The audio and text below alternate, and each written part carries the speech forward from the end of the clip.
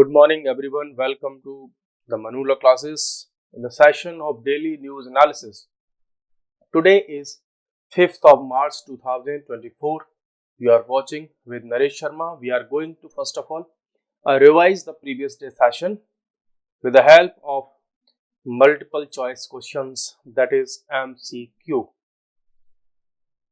So first of all, let's have the question number 1 and try to reply all the questions before I provide you the correct answer.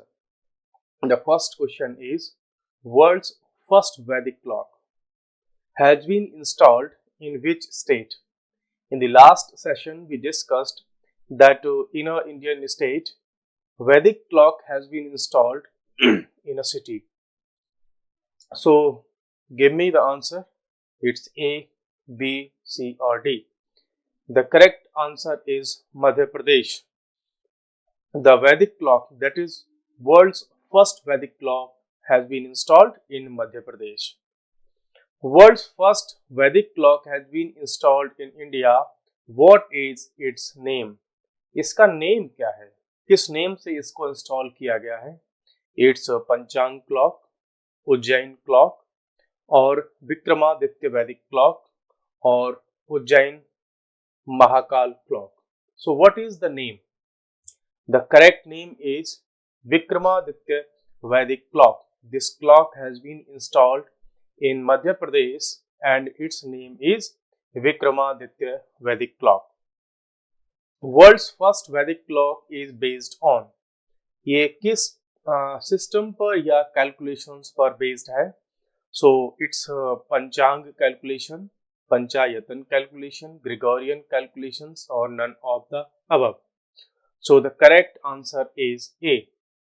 The clock has been constructed based on Panchang calculations. You know that Panchang calculations in India are used to calculate the positions of planets, their motions, and also to predict some climatic or weather conditions in long term.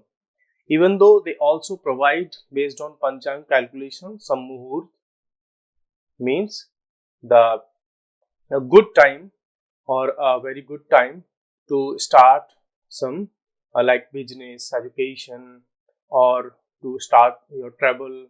Such kind of good or auspicious time situations are provided based on पंचांग calculation, जिसको हम कई बार मुहूर्त बोलते हैं, कि शादी का मुहूर्त, बच्चे के नामकरण का, या और ऐसे भी मीन्स गृह प्रवेश का, inauguration of a new house.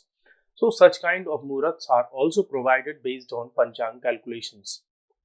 The question number 4. Ujjain is a popular city in which of the following state? You know, ये जो उज्जैन है एक पॉपुलर सिटी है और यहाँ पर जो है वैदिक क्लॉक का भी इंस्टॉलेशन किया गया है एक काफी ऊंचे टावर पर. सो ये सिटी कौन से स्टेट में एस्टेब्लिश्ड है? आपको जानते ही होंगे कि उज्जैन को महाकाल की नगरी भी कहा जाता है और यहीं पर पास में एक महाकाल लोक, मैंने आपको लास्ट एग्जाम में भी बताया था, महाकाल लोक भी बनाया है. यहाँ पर जो लोकल कुजीन होगा, फूड होंगे, उनको प्रोवाइड किया जाएगा हेल्दी फूड्स को. ठीक है, चलिए हम देखते हैं कि उज्जैन ये सिटी कहाँ पर है. Uttar Pradesh, Madhya Pradesh, Andhra Pradesh, Arunachal Pradesh. It's actually situated or located in Madhya Pradesh and Ujjain is a city of Mahakal. It is located in Madhya Pradesh और उज्जैन को जाना जाता है भगवान शंकर के जो है एक ज्योतिर्लिंग के लिए. Which one of the following built Jantar Mantar?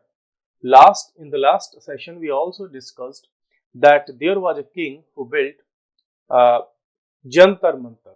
It's such kind of calculative space or place where the people in old times were used to calculate the positions of planets or the time calculation. And these Jantar Mantars were established in 5 cities of India. Or who was the founder of the concept of Jantar Mantar? So that is Savai Jai Singh. Second, this king also is known to found Jaipur. You know Jaipur, the pink city. It's also known as Pink City in Rajasthan. Next question is, which one of the following place does not have Jantar Mantar? इनमें से कौन से place पर जंतर मंतर नहीं है?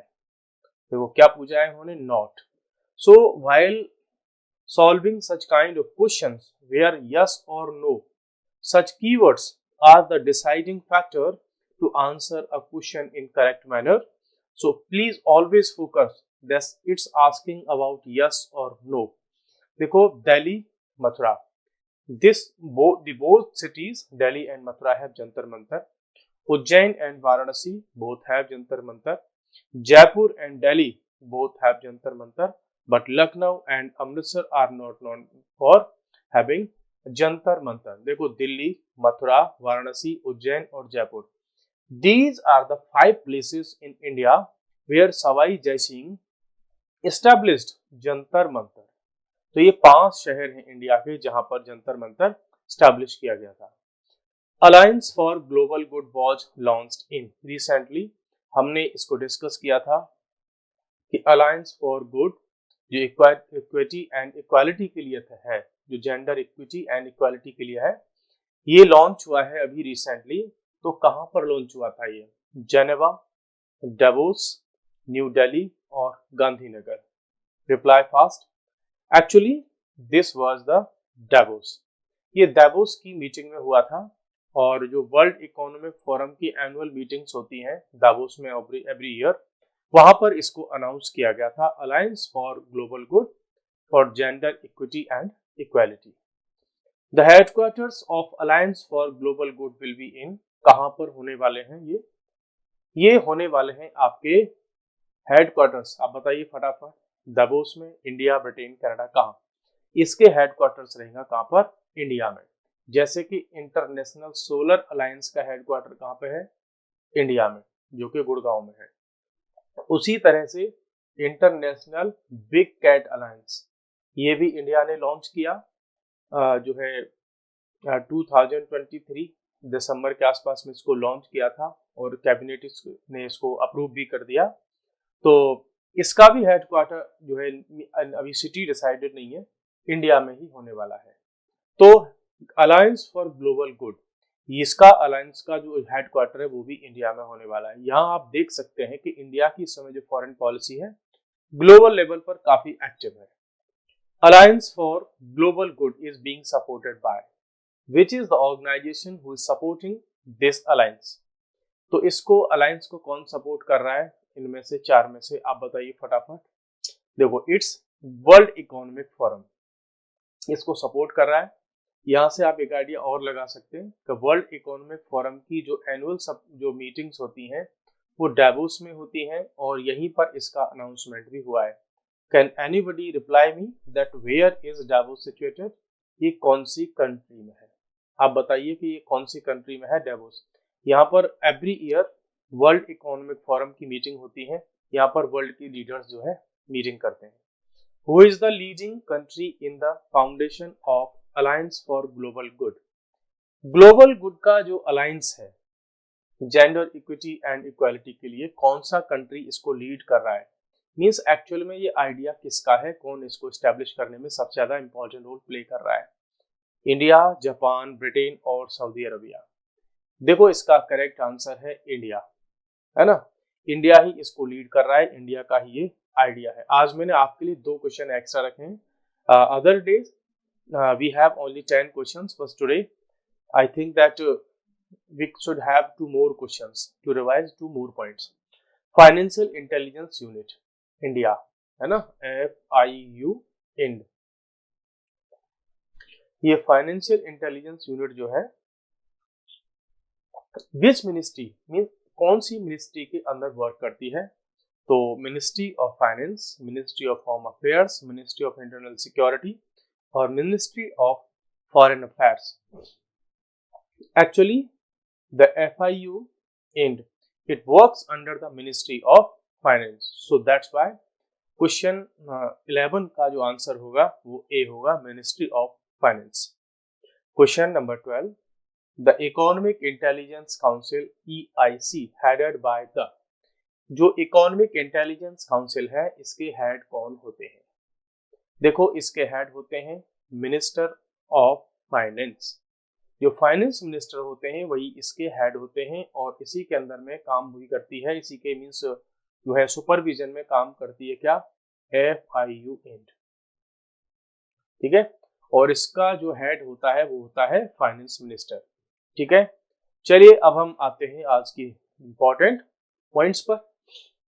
Supreme court ने अभी जो है अपना डायरेक्शन दिया है किसके रिगार्डिंग में? जो हॉस्पिटल्स में ट्रीटमेंट के चार्जेस जो होते हैं, जो रेट्स होते हैं, जो प्राइसेस होते हैं, उसके रिगार्डिंग में सुप्रीम कोर्ट ने अपना एक डिसीजन दिया है और यूनियन गवर्नमेंट को अपना कुछ डायरेक्शन दिया है।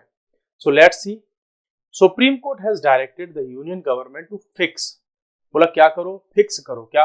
हॉस्पिटल में जो ट्रीटमेंट होता है, जो भी सर्विसेज प्रोवाइड की जाती है, उनके चार्जेस भाई उन किसी कस्टमर को, किसी क्लाइंट को, किसी पेशेंट को या उसके जो है गार्जियन को क्या पे करना है, किस ट्रीटमेंट का क्या पैसा है, वो सब उस हॉस्पिटल के अंदर कहीं ना कहीं एक जगह पर प्रिंटेड होना चाहिए, ठीक है, लोगों के लिए। और ये कहा है सुप्रीम कोर्ट ने यूनियन गवर्नमेंट से कि इसके लिए आप रूल्स निकालिए और सारे के सारे जितने हॉस्पिटल्स हैं उनको आदेश दीजिए कि ये वाला काम वो सारे हॉस्पिटल्स में करें। It was directed while hearing a writ petition of mandamus। ये जो डायरेक्शन दी कब? जब सुप्रीम कोर्ट एक मैंडमस की पिटीशन पर क्या कर रहे थे? हियरिंग कर रहे थे। Now you should know what is mandamus. Mandamus is a type of writ under article 32। आपको पता होगा जो फंडामेंटल राइट्स के अंदर आर्टिकल 32 है, ठीक है, वो प्रोवाइड करता है हमको constitutional remedies against the violation of fundamental rights. इसमें हमको ये आर्टिकल जो है राइट्स प्रोवाइड कराता है कि हम डायरेक्ट कहाँ जा सकते हैं? सुप्रीम कोर्ट जा सकते हैं। In the same manner article 226 it provides us rights to move to the high court directly in case of violation of fundamental rights. यहाँ आप 226 के थ्रू हाई कोर्ट में जा सकते हैं और आर्टिकल 32 के थ्रू आप डायरेक्ट सुप्रीम कोर्ट जा सकते हैं।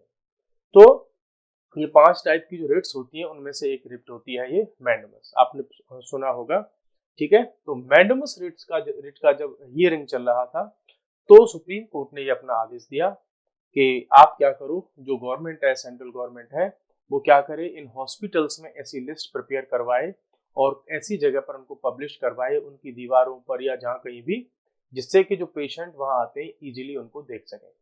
जो मैंडमस रिट होती है ये पावर देती है सुप्रीम कोर्ट को या जुडिशरी को कि वो ऑर्डर कर सकते हैं किसी ऑफिशियल को, किसी ऑफिसर को, पब्लिक ऑफिसर होना चाहिए वो, या किसी अथॉरिटी को, कि वो किसी एक पर्टिकुलर काम को करें, अपनी ड्यूटी को परफॉर्म करें जिसके लिए वो लीगली बाउंड है। जैसे सपोज करो किसी स्टेट में और उस किसी स्टेट के डिस्ट्रिक्ट में कहीं पर किसी जो है कास्ट के अगेंस्ट में वायलेंस हो रहा है और वहां की पुलिस एक्शन नहीं ले रही है उन लोग जो कल्प्रिट्स हैं उनको अरेस्ट करने के लिए, तो सुप्रीम कोर्ट जो है आर्टिकल 32 के अंदर, हाई कोर्ट अंडर आर्टिकल 226 के अंदर मैंडमस की रिट जो है इशू कर सकता है और आदेश दे सकता है उस डिस्ट्रिक्ट पुलिस को कि आप अपनी ड्यूटी को फिल कीजिए और इतने टाइम में उन व्यक्तियों को अरेस्ट करके हम हमारे पास लेकर के आइए। तो ये होती है मैंडमस की रिट। आप में से ऐसे कोई है जो आपको मेरे को बता सके आर्टिकल 32 में जो रिट्स हैं उनके नाम क्या क्या है? एक तो मैंने आपको बता दिया, मैंडमस हो गया, है ना, और भी इसमें कई सारी रिट्स हैं, क्या आप उनके नाम बता सकते हैं? जैसे कि सरसरी होता है ना, और जो जिसको व्यक्ति को बोलते हैं ना, मैं आपको हिंट दे रहा हूँ कि उस पर्सन की बॉडी को यहाँ लेकर के आइए, है ना, वो भी होती है। चलिए आप मेरे को बताइए कमेंट में कि ये कौन कौन सी रिट्स होती है। इन दिस केस, जो ये जो केस था मैंडमस वाला, तो इसमें जो पिटिशनर थे उन्होंने कहा कि जो क्लिनिकल एस्टेब्लिशमेंट सेंट्रल गवर्नमेंट के रूल्स 2012 में आए थे उसका रूल नंबर 9 ये कहता है कि जो हॉस्पिटल्स हैं और जो क्लिनिकल एस्टेब्लिशमेंट हैं should display the rates, charges, fees etcetera. इसका 9 कहता है कि जो भी हॉस्पिटल्स हैं उनके अंदर क्या होना चाहिए, कि उनकी जो रेट्स हैं, उनके चार्जेस हैं, वो क्या फीस लेते हैं, वो सब कहीं एक जगह पर डिस्प्ले बोर्ड पर लगाए जाने चाहिए किसी हॉस्पिटल में, with in the range determined by the centre in consultation with the state governments. अब इस पर जो स्टेट गवर्नमेंट और सेंट्रल गवर्नमेंट आप उसमें एक दूसरे से मिलकर के कॉपरेशन में बात कर सकती है और डिसाइड कर सकती हैं कि ऐसी जो इंफॉर्मेशन है वो कहाँ पर डिस्प्ले होगी और इसको कैसे इम्प्लीमेंट किया जाएगा।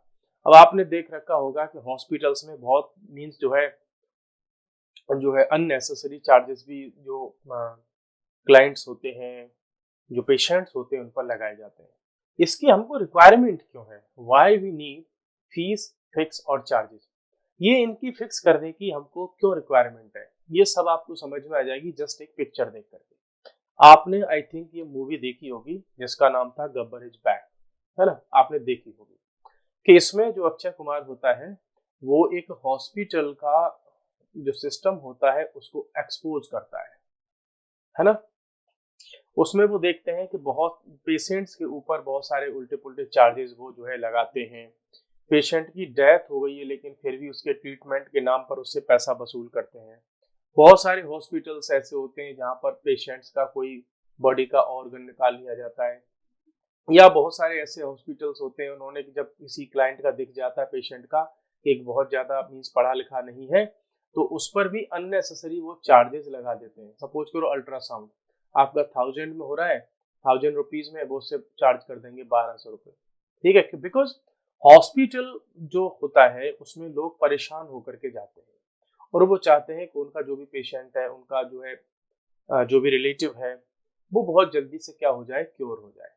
वहाँ व्यक्ति इमोशंस के अंडर में होते हैं, बहुत ज्यादा इमोशनल होते हैं और उन इमोशनल चीजों का जो है क्राइसिस का ये फायदा उठाते हैं बहुत सारे हॉस्पिटल्स। इसको लेकर के सुप्रीम कोर्ट ने डायरेक्शंस दिए हैं कि इनमें जगह जगह पर आप क्या करो, ये लगाओ।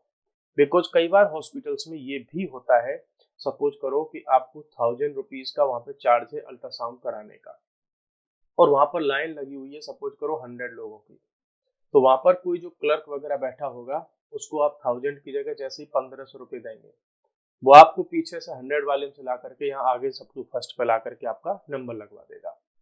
वो ये कहाँ पर पॉसिबल होता है? मोस्टली वहां पर भी होता है जहां पर कोई लिस्ट लगी नहीं होती कि किस चीज का कितना चार्ज है। तो क्लर्क वगैरह होते हैं अपनी मर्जी से चार्ज ले लेते हैं और जो बिल होता है, मान लो चार्ज है उसके 1000 रुपए, ठीक है, लेंगे उससे 1500 रुपए बिल बना के दे देंगे उसको 1000 रुपए का। बिना पढ़े लिखे लोग जो ये सब होते हैं उनके साथ में सिचुएशन बहुत जगह पर होती है, ठीक है। इसकी रिक्वायरमेंट क्यों है? देखो जब प्राइसेस जगह जगह पर लगे होंगे तो उसकी अफोर्डेबिलिटी भी होगी। कैसे?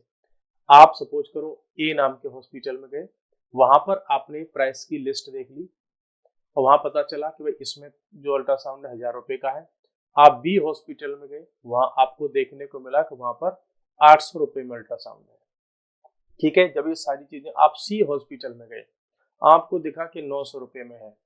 जब इस तरीके से चार्जेस सारे हॉस्पिटल्स में लगे होंगे तो हॉस्पिटल्स में भी क्या होगा, प्राइसेस का कंपटीशन आएगा, तो हॉस्पिटल्स मनमानी नहीं कर पाएंगे। क्लाइंट के पास में फिर क्या होगा, ऑप्शन होगी, चॉइस होगी। जैसे आप अभी मार्केट से मान लीजिए कि मिल्क लेने जाते हो आप, या आप शुगर लेने जाते हो, एक ने बोला शुगर भाई 44 रुपए पर केजी, दूसरे ने बोला कि हमारे यहाँ 43। आप फटाफट से जाकर कहाँ चले जाओगे, 43 वाले से ले लोगे। तो गवर्नमेंट चाहती है, सुप्रीम कोर्ट चाहता है कि ऐसा ही कंपटीशन, फेयर कंपटीशन हो, कहां पर, हॉस्पिटल्स के प्राइसेस में।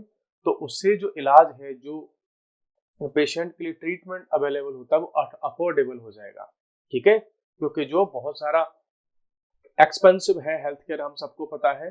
और इंडिया में जो इंडिया की पॉपुलेशन है, बहुत बड़ी पॉपुलेशन हमारे यहाँ कैसी है जिसका कभी भी कोई हेल्थ इंश्योरेंस कवरेज नहीं होता, तो उनके साथ में बहुत बड़ी प्रॉब्लम आ जाती है।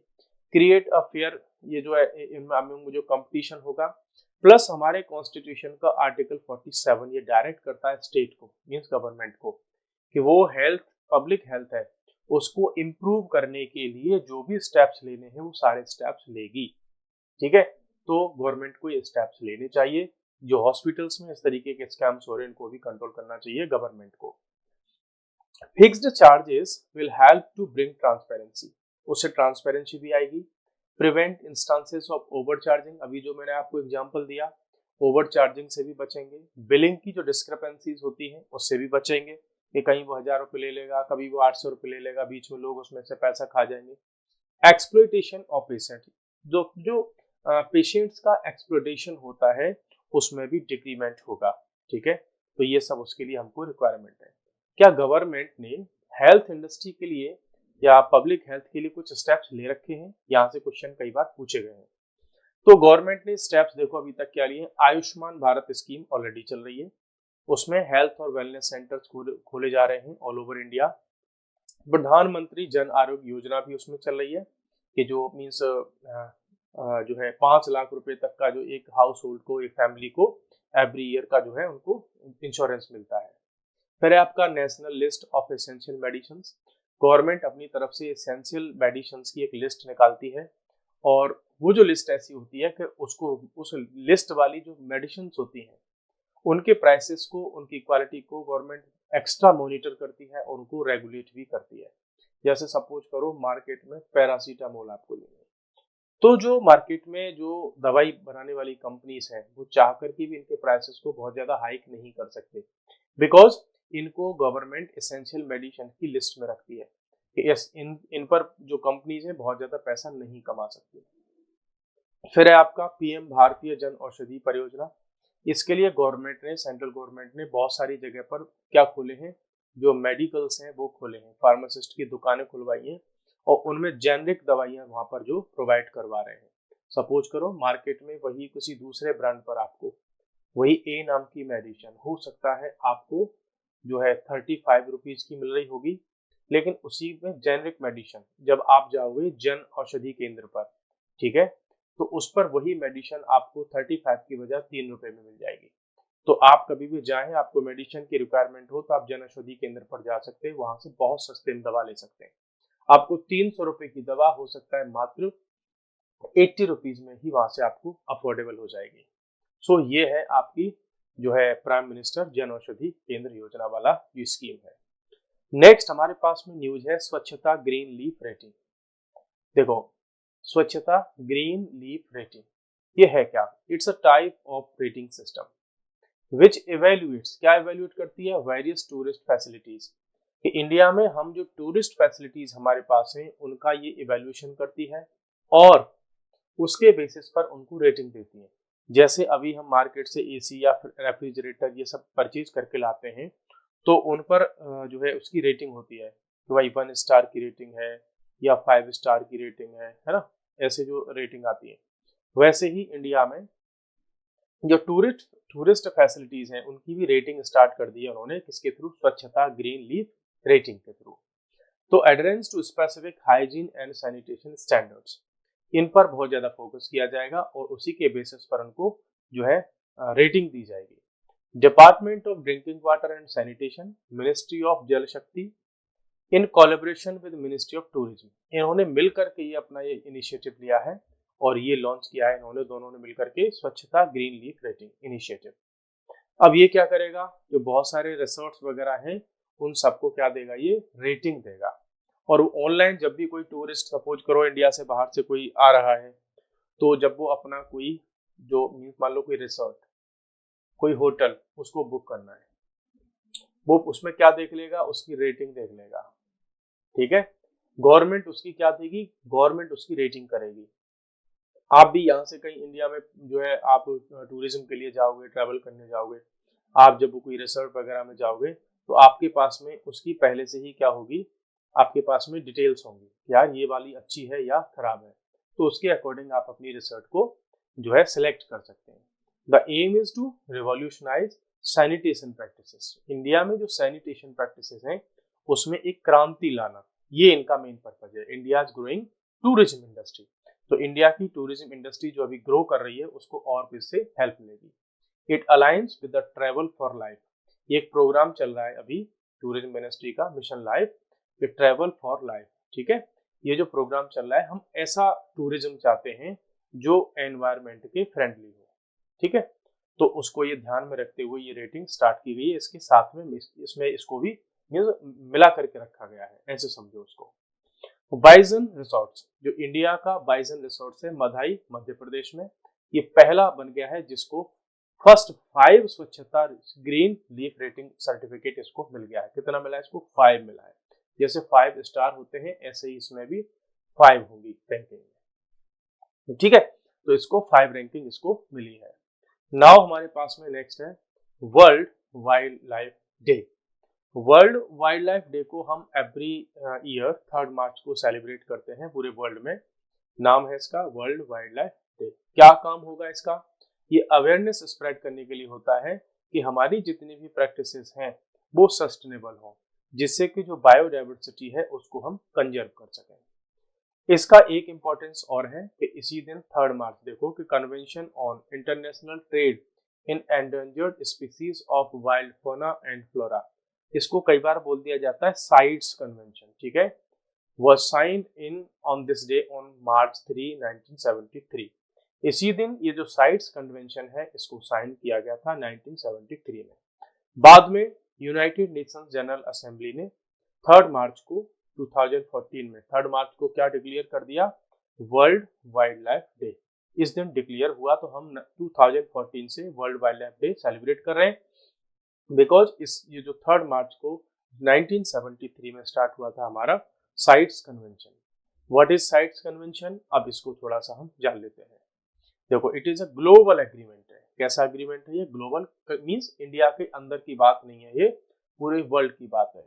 ये एंश्योर करता है कि देखो इंटरनेशनल लेवल पर अगर कोई ट्रेड होता है, वो भी किसका? वाइल्ड के एनिमल्स का, प्लांट्स का, ठीक है, तो उस तरह का ट्रेड नहीं होना चाहिए कि वो थ्रेट कर दे उनके सर्वाइवल को। मींस आप सपोज करो आप ट्रेड करना चाहते हो किसका? टाइगर का। तो आप टाइगर का अगर कोई व्यक्ति ट्रेड करेगा तो क्या करेगा? कहीं ले जाकर उनकी किलिंग करेगा, उनको बेचेगा मार्केट में, वो उनको मार के खा जाएंगे या उसकी स्किन को यूज करेंगे। तो इसका रिजल्ट क्या होगा? टाइगर्स जो है खत्म हो जाएंगे। यही तो होगा इसका इम्पैक्ट।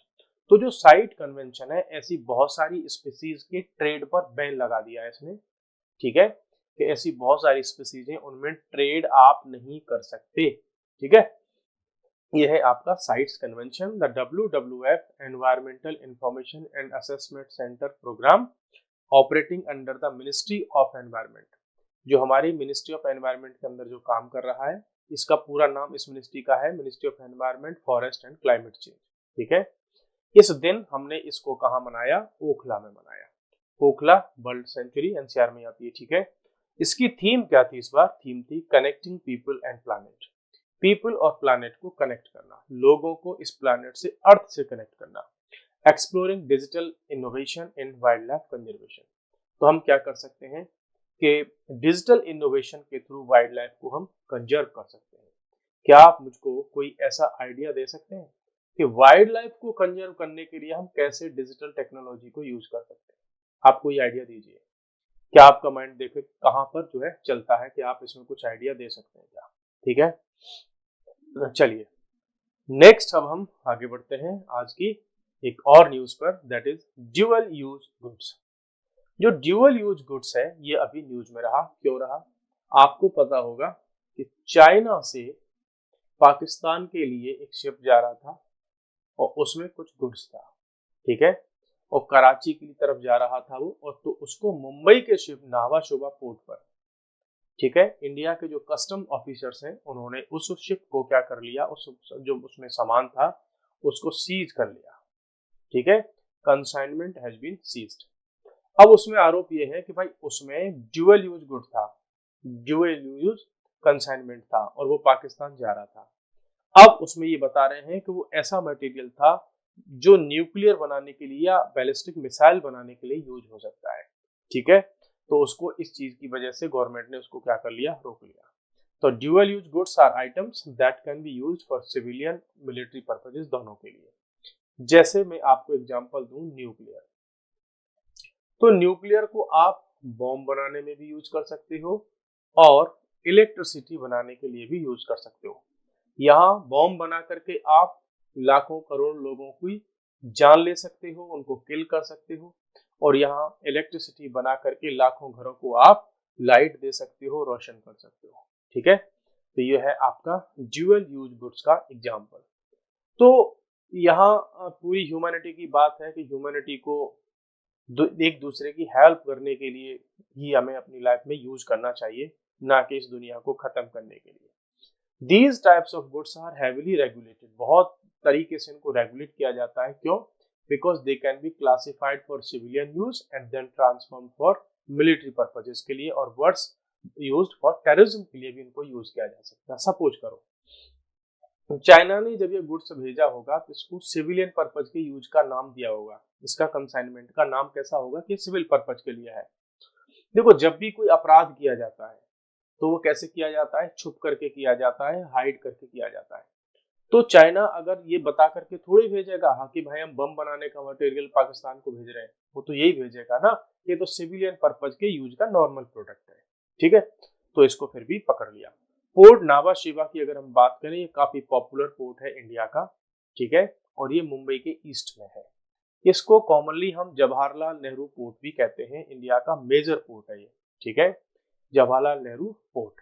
और इसको कौन चलाता है? जवाहरलाल नेहरू पोर्ट ट्रस्ट इसको चलाता है, JNPT। कई बार इसको शॉर्ट टर्म में भी यूज किया जाता है, JNPT।